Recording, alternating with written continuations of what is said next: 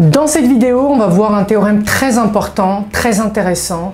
C'est ce qu'on appelle le théorème de Millman en électronique. C'est une forme particulière de la loi des nœuds. C'est une forme particulière des lois de Kirchhoff qui nous permettent donc de trouver des tensions ou des courants dans un circuit électrique complexe. Et le théorème de Millman, c'est une facilitation majeure d'un circuit électrique qui permet plus facilement de trouver les tensions ou les courants.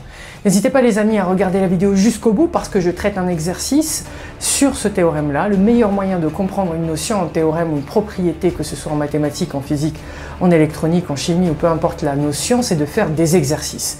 Évidemment, si vous connaissez au préalable ce théorème, n'hésitez pas à mettre la vidéo sur pause, à essayer de faire par vous-même l'exercice et à essayer de trouver la tension qu'on va chercher dans l'exercice. Les amis, si vous êtes intéressés par des cours particuliers avec moi, n'hésitez pas à prendre contact avec moi. Vous trouverez le lien en description de cette vidéo. Si vous appréciez la vidéo, n'hésitez pas à liker, à partager, à commenter si vous avez des questions, s'il y a des points qui ne sont pas clairs. N'hésitez pas également à vous abonner à cette chaîne, à activer la cloche, c'est très important pour que la chaîne gagne en visibilité. Et donc les amis, on va commencer le traitement de cet exercice. Alors les amis, ici on va appliquer le théorème de Millman. On se propose d'appliquer le théorème de Millman pour trouver la tension U que vous voyez dans ce circuit. Donc en fonction des autres paramètres de ce circuit, que sont le courant I1, la résistance R1, E1, la force électromotrice, R2, I2, etc., R3, E3, R4. Donc tous les paramètres de ce circuit doivent concourir à donner une expression de la tension U en s'aidant du théorème de Millman, entre autres, si vous voulez. Donc n'hésitez pas les amis, si vous voulez tenter votre chance et trouver ces tensions U ici que vous voyez, qui parcourent la branche qui a de brancher la résistance R1 et le générateur de tension de force électromotrice E1, n'hésitez pas à faire l'exercice vous-même. Donc, autrement les amis, si vous voulez qu'on le fasse ensemble, n'hésitez pas à regarder la vidéo jusqu'au bout. Donc ce que je vais faire dans un premier temps, c'est théorème de Millman, c'est quoi? Donc je vais rappeler ce que c'est qu'un théorème de Millman. En gros, le théorème de Millman, il nous dit que si vous avez plusieurs branches avec des générateurs de tension, par exemple E1 avec des résistances, donc R1, un générateur de tension E2 avec une résistance R2, etc., etc. Donc si vous avez que des générateurs de tension EN, Rn, que nous dit le théorème de Millman? Il nous dit que tout simplement, ici par exemple, vous pouvez considérer que vous avez deux potentiels, parce qu'une tension c'est un potentiel. Alors, si on considère que ce potentiel c'est V, on peut considérer que le potentiel de tous les points qui sont en bas, c'est un potentiel nul par exemple. Et dans ce cas, vous allez avoir, par exemple si je prends ça c'est A et ça c'est B. Alors soit vous écrivez VA moins VB, soit pour simplifier vous écrivez juste VA. Et vous considérez que VB est égal à 0. Bref, si je prends le cas général et je prends donc deux points comme suit, vous avez plusieurs branches qui sont en parallèle, vous avez VA moins VB. Le théorème de Millman, il nous dit que VA moins VB, donc la différence de potentiel, c'est-à-dire la tension qui parcourt chacune de ces branches-là, on peut la trouver tout simplement en faisant quelque chose de très simple. Donc c'est de prendre les tensions ici EI, donc les EI, vous les divisez par les résistances de chacune des branches. Donc en gros, vous allez avoir quelque chose qui ressemble à ça. Vous allez avoir sigma des EI sur RI, d'accord, divisé par la somme des RI, des 1 sur RI, pardon. C'est-à-dire que vous avez comme une moyenne pondérée par les résistances de chacune des branches, enfin pondérée par les conductances, par les inverses des résistances de chacune de ces branches, et voilà, et donc ça vous donne cette expression-là, et vous avez la possibilité de trouver donc la tension VA moins VB ou tout simplement le potentiel VA, parce que comme je l'ai dit, après tout, le potentiel VB il peut être considéré comme étant nul. Donc si vous considérez que vous êtes lié à la Terre, dans ce cas, VA, la tension ou le potentiel c'est la même chose. Si c'est VA, vous écrivez aussi UA si vous voulez le noter comme ça. Donc voilà, donc globalement c'est une façon de simplifier un circuit où vous avez des branches qui sont en parallèle, et qui vous permettent de trouver une tension. Donc maintenant, comment est-ce qu'on peut mettre à profit ce théorème-là pour pouvoir trouver le résultat de donc la valeur de la tension dans le circuit que je vous ai présenté. Comment on fait? Alors la première chose, c'est de réécrire, donc de représenter le circuit d'une façon qui va être plus susceptible de vous aider de visualiser le circuit. Donc en gros, ce que je vais faire, c'est que, vous voyez bien ici, on a les deux points qui sont en haut, c'est les mêmes, hein. C'est-à-dire que ce point-là, en fait, et celui-ci, ben, les deux points ont le même potentiel, d'accord? On va de notre côté aussi faire comme dans le théorème, c'est-à-dire que considérer que, en fait, en gros, ça c'est la Terre. Donc ici, considérer que la partie basse c'est la Terre, et donc représenter le circuit. Qu'est-ce que ça donne si je veux faire ça? Ben, c'est très simple, le circuit va être équivalent à la représentation suivante. Donc en gros, là je vais représenter ce point qui est en haut. Vous avez une première branche qui est parcourue par un générateur de courant dans laquelle circule le courant I1.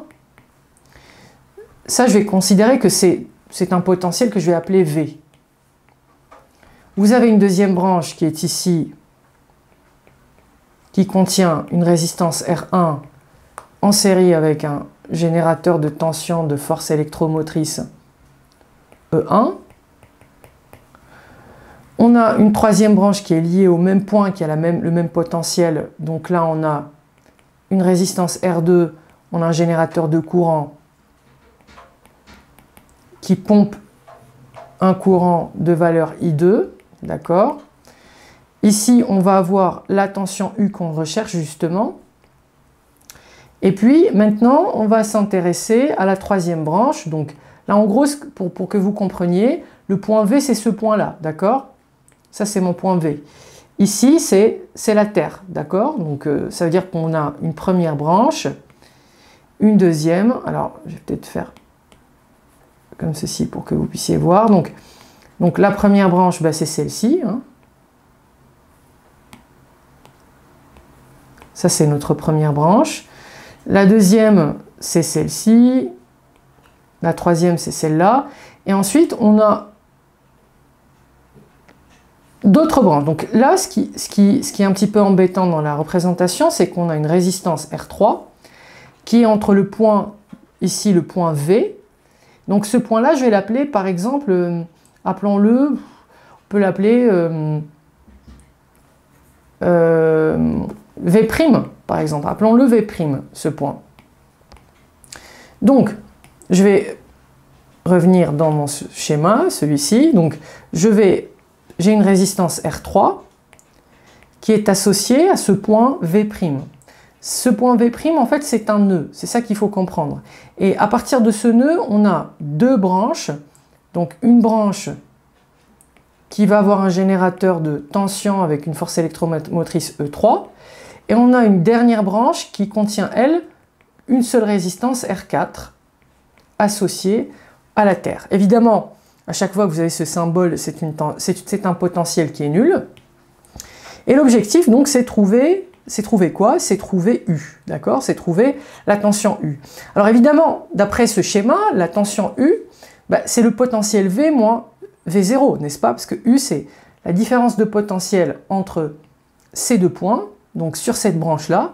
Comme ce point, il a le potentiel nul, V0 égale 0, donc ça veut dire que votre tension U que vous cherchez, en fait, c'est V moins V0. Donc en gros, c'est V. La tension que vous cherchez, c'est V. Alors, si je veux appliquer le théorème de Millman sur cette branche pour trouver justement le fameux potentiel V dont la valeur est égale à la tension que je cherche, comment je fais? Ben, prenons du coup la première branche. Donc V, c'est le nœud de croisement de différentes branches ici qui sont entre guillemets en parallèle. Donc, prenons la première branche. Qu'est-ce que vous avez dans cette première branche? Qu'est-ce qu'on constate dans la première branche? Dans la première branche, il va y avoir un courant qui est convergent vers le nœud. Ce courant a une valeur I1. Donc on va écrire, à chaque fois qu'on a un courant qui converge, on écrit I1. D'accord? On écrit sa valeur. Si le courant diverge du nœud, par exemple ici on a un courant qui diverge du nœud, on va écrire moins I2. Mais là concentrons-nous d'abord sur cette première branche. Donc je récapitule, la première branche, on n'a pas de résistance, on a juste un courant qui converge. Un courant qui converge, donc on écrit I1. Ok, c'est tout ce qu'il y a. Ensuite, si on regarde la deuxième branche, si on regarde cette deuxième branche, dans cette deuxième branche, on a une force électromotrice E1 qui est orientée vers le nœud qui nous intéresse, dont le potentiel nous intéresse, et cette branche contient une résistance de valeur R1. Donc comment je fais pour trouver? Je fais tout simplement plus, donc E1, je divise toujours la force électromotrice de la branche par la résistance de la branche, évidemment. Ok, donc E1 sur R1. Ok, maintenant prenons la troisième branche. Alors si je prends la troisième branche de ce circuit, on a un courant. On observe qu'il y a un courant électrique, mais ce courant est divergent. Donc on a une résistance également, mais on a un courant. Donc si vous avez un courant, un générateur de courant, il suffit simplement d'écrire le courant avec plus ou moins en fonction du sens de ce courant. Ici, le sens, il est divergent à partir du nœud, donc j'écris moins I2. Très bien. Alors ensuite, c'est un petit peu particulier parce que là, on a une branche et on a un potentiel qui n'est pas nul ici, potentiel V'. Donc comment j'écris ça? J'écris ça, c'est comme si j'avais au bout de la branche un potentiel V', c'est comme si c'était une force électromotrice dans ce cas. Donc j'écris V', donc plus V', et je divise par la résistance que contient la branche. Donc si vous avez un potentiel en fait qui vient après la résistance, un potentiel qui vient après la résistance dans votre branchement, un potentiel non nul, vous écrivez tout simplement ce potentiel divisé par la résistance. Et puis vous divisez tout ça, donc ici on divise tout ça par quoi? On divise tout ça par la somme des conductances sur ces différentes branches. Alors, les conductances qui vont contribuer, donc les branches qui conduisent. Donc si je prends la première branche, par exemple, ici, celle que j'ai utilisée là, donc la première branche, celle-là, là, il n'y a pas de résistance, donc j'écris rien. Si je prends la deuxième branche, ici, j'ai une résistance, j'ai une conductance, donc j'ai l'inverse de la résistance, donc c'est 1 sur R1. Au dénominateur. Ok, je vais chercher la troisième branche ici. Bon, je cherche celle-ci. Alors, ici, qu'est-ce qu'on a? On a une résistance, on a bien une résistance R2. Par contre, on a cette résistance, en fait, on ne va pas l'écrire parce qu'on n'a pas de force électromotrice, on n'a pas de tension, on n'a pas utilisé de tension correspondante à cette branche-là au numérateur, donc on ne va pas diviser par la conductance de cette troisième branche, puisque au numérateur, on n'a pas considéré cette résistance R2. Donc je ne peux pas, attention au piège, n'écrivez pas 1 sur R2, ce serait faux, d'accord? Ok, on passe ensuite à la troisième branche. Donc la troisième branche, on a bien utilisé le R3, ici, la valeur de cette résistance sur cette branche. Et on a également utilisé au numérateur le potentiel qui vient après, donc le V'. Donc ici, il faut écrire tout simplement 1 sur R3.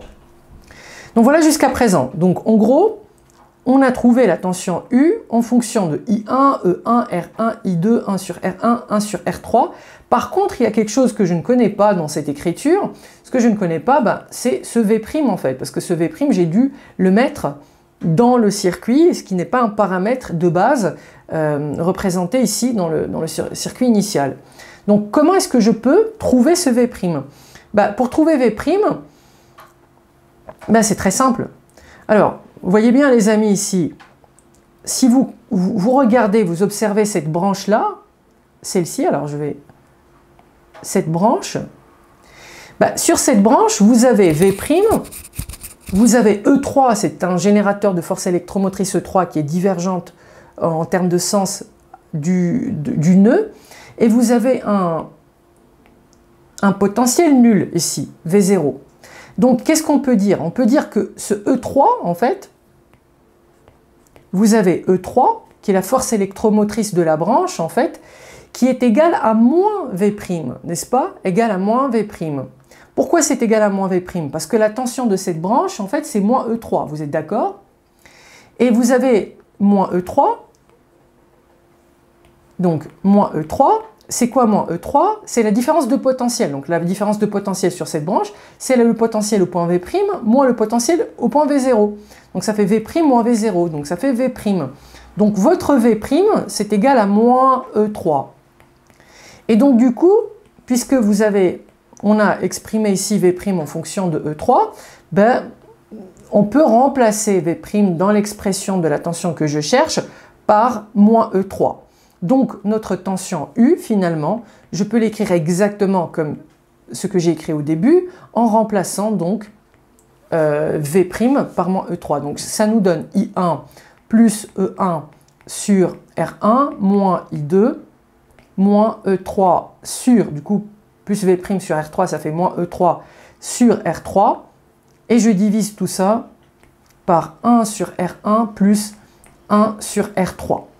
Et ça, c'est ce qu'on appelle, du coup, ça c'est la tension U que vous avez dans votre circuit en fonction des autres paramètres du circuit à travers ce théorème de Millman. Alors évidemment, les amis, je ne sais pas si c'est possible de faire ça autrement que par le théorème de Millman, sans doute.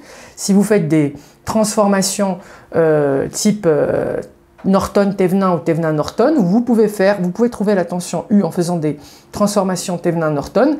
N'hésitez pas à le faire. Vous pouvez regarder une vidéo que j'ai réalisée sur les transformations Norton-Thevenin où je traite un exercice justement à ce propos. Si vous voulez vous en inspirer, n'hésitez pas à aller voir. Vous trouverez le lien en description de la vidéo. N'hésitez pas à me dire si vous avez compris le théorème de Millman, si vous trouvez la même chose que moi en l'appliquant ou en appliquant d'autres techniques. N'hésitez pas les amis, si vous avez apprécié la vidéo, si vous avez compris, à liker, partager, commenter, à vous abonner à cette chaîne, c'est très important, activer la cloche pour être prévenu des prochaines sorties de vidéos. Et si vous êtes intéressé par des cours particuliers, évidemment, n'hésitez pas à prendre contact avec moi. J'ai plusieurs formules de cours, n'hésitez pas à m'écrire, je vous expliquerai toutes les modalités avec détail. Et donc les amis, je vous dis à très bientôt pour une nouvelle vidéo sur cette chaîne.